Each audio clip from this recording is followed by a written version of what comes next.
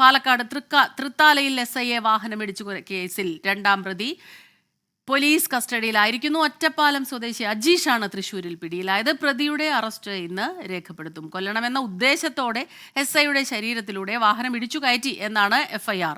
പരുക്കേറ്റ grade SI PK Sasikumar അപകടനില തരണം ചെയ്തു.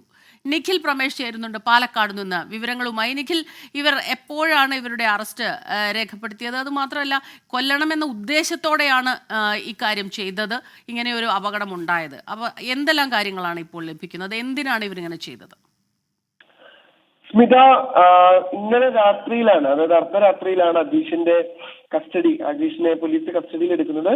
അല്പസമയത്തിനകം അറസ്റ്റ് രേഖപ്പെടുത്തും.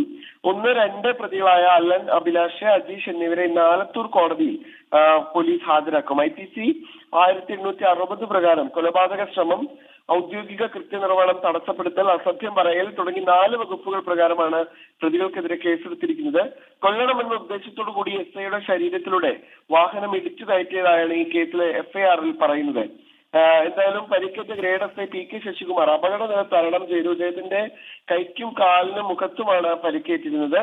ഈ കേസിന്റെ അന്വേഷണ ചുമതല നിലവിൽ ചാലിശ്ശേരി SHO K സതീഷ് കുമാറിനാണ്. അദ്ദേഹത്തിന്റെ നേതൃത്വത്തിൽ ഈ കേസിലെ അന്വേഷണം പുരോഗമിക്കുകയാണ്. ഇനി പോലീസിന് എന്തിനാണ് പ്രതികൾ ഈ രാത്രിയിൽ അവിടെ ഒത്തുകൂടിയിട്ട് തുടങ്ങിയ കാര്യങ്ങളിലൊക്കെ ഒരു വ്യക്തത വരുത്തേണ്ടതുണ്ട്. അതിനുള്ള അന്വേഷണം ഇതിനോടകം തന്നെ പോലീസ് ആരംഭിച്ചിട്ടുമുണ്ട്.